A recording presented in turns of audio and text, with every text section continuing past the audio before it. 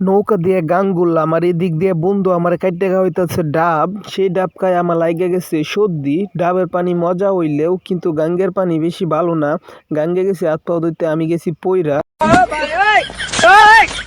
তো আসসালামু আলাইকুম গাইস, আমি বরাবর মতন আর কে রাকিব আছে আপনাদের সাথে। Let's go video 29 number video. তো লেটস গো, আজকের ভিডিওটা খুব খুব খুব ফানি একটা ভিডিও। আর আমি আমার বন্ধুর বাসা থেকে গেছি ডাব, ওই ডাব নিয়ে হচ্ছে বড়ফুল ভিডিও। আমি শুধু নোয়াখালী আইছি শুধু একটা ডাব খাওয়ার জন্য গাইস। তো ভিডিওটা অস্থির লেভেল হয়েছে, যারা দেন নাই ঠিক আছে ফুল ভিডিওটা দেখেন, শুধু মজা আর মজা। তো গাইস আমি এই দিক দিয়ে চলে এসেছি বন্ধুর বাসায়, মানে বন্ধুর বাসায় যাবো, বন্ধুর বাসায় গিয়ে বন্ধুর রুমে বসবো, বইসা তারপরে আমি ডাব খামো। মানে নোয়াখালী আপনারা অনেকেই জানেন যে ডাব আর সুপারি বেশি। আর আমি নেক্সট টাইমে ভিডিও করতে যাচ্ছি কিন্তু সুপারি বাগান নিয়ে। মানে কি বলবো, নোয়াখালী সুপারি গাছের অভাব নাই, মানে বরফুল সুপারি গাছ। তাই আমি ভাবছি নেক্সট টাইমে নোয়াখালী আমি সুপারি গাছ নিয়ে ভিডিও করব। যারা যারা সুপারি গাছের ভিডিও দেখতে চান জটফটে কমেন্টে বললা যান, আমি নেক্সট টাইমে এই ভিডিও দেওয়ার চেষ্টা করব। তো এখন আমি চলে আসছি বন্ধুর বাসায়। এই বন্ধুর বাসায় ভিতরে মানে রুমের ভিতরে আমি এখন প্রবেশ করছি। দেখা যাক বন্ধুর রুমে কি আছে। ওই সাইডে একটা কার আছে, ওই জায়গায় চাউলের বস্তা দেখলাম, কিছু জামা কাপড়। আর অনেক দিন ধরে বন্ধু বলতেছে ওই রুমে নাকি তাহে না, সেই কারণে রুমের অবস্থা এরকম ভালো না, মানে ময়লা অনেক। সেই কারণে বন্ধু পরিষ্কার করতেছে আর আমি দেখতেছি বন্ধু রুমটা ঘুরা ঘুরা। মানে মোটামুটি একটা কন্ডিশন লেভেলে, এত গরিব না, এত মধ্যবিত্ত বলতে পারেন। মানে সব কিছু কম বেশ আছে। ওই জায়গায় আবার রাউটারও ছিল, ওই যে রাউটার দেখা যাচ্ছে, রাউটার আছে। এবার জামা কাপড় ছিল কয়টা, এবার জ্বালানা ঘর 3-4টা কার্ডা ছিল। আর বন্ধুর পরিচয়টা দেই, বন্ধুর বাসা নোয়াখালী। বন্ধুর ছোট একটা ফ্যামিলি, বন্ধুর মা বাবা আর বন্ধু একাই, মানে মা বাবার সন্তান। তো বন্ধুর এই ছোট্টখাট্ট পরিচয়টা। তো এখন আমি বন্ধুর বাড়ির, মানে ওরা মহিলারা ওই জায়গায় পাক মুখ করে, মানে পানি মুনি যা আনন্দ লাগে ওরা কিন্তু গাঙ্গের থেকে নেমে হাত পাও ধুইলাম। মজার বিষয় হলো একটাই, মনে করেন ওদের কল নাই। কল নাই বলতে গাঙ্গের পানি ব্যবহার করতে হয়, মানে খাওয়ার জন্য অন্য বাসা থেকে পানি আনে। তবে যেমন হাঁড়ি পাতিল এগুলা দেওয়ার জন্য হইলেও মনে করেন গাং থেকে পানি তুলতে হয়।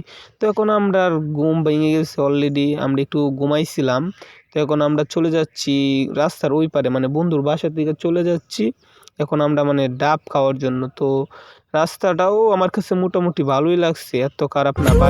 অলরেডি বন্ধু একটা বাসায় আমার নিয়ে গেছে, আর ওই যে একটা মহিলা দেখতেছেন, ওই মহিলার কাছ থেকে কেচি নিয়ে আসছে, মনে করেন ডাবটা কাটার জন্য। তো ডাবটা অলরেডি বন্ধু কাটতেছে। আর কিন্তু কথা ছিল গাছ থেকে পেরে ডাব খাওয়াবে। আমি যেহেতু ভিডিও করতেছি ব্লগ ভিডিও, আমি সবটাই দেখানোর চেষ্টা করছিলাম আপনাদেরকে, কিন্তু দুঃখের বিষয় হইলো বন্ধু কালকে অলরেডি ডাব পায়রাত হয়েছিল, সেই কারণে আর গাছের ভিডিওটা দিতে পারি নাই। তো আমার এমনি সর্দি, সেই কারণে আমি ভাবতাছি ডাব খাবো কিনা, কিন্তু শুধু ডাব খাওয়ার জন্য নোয়াখালী আইছি, ডাব না খাইলে কি হয়। তো অলরেডি আমি ডাব খাইছি। খাওয়ার পরে মনে করেন পানিটা অস্থির লেভেলের একটা মিষ্টি ছিল, মনে করেন কচি ডাবের পানি খাইতে যে মজা, যারা খাইছে ওরাই জানে, ঠিক আছে। তো এখন আমি সাইকেল চালায় চলে যাবো বিলে। বিলে একটু নৌকা চালামু। বন্ধু বলতে বন্ধু আমার সাথে চলো, তো আর না করি কেমনে।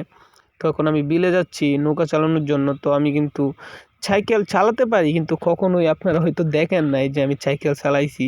তো আমি অলরেডি দেখতেই পারতেছেন আমার পিছনে আমার বন্ধুরে বসায়া আমি সাইকেল চালাইতেছি। চালাইতে চালাইতে এখন চলে যাবো আমরা বিলে।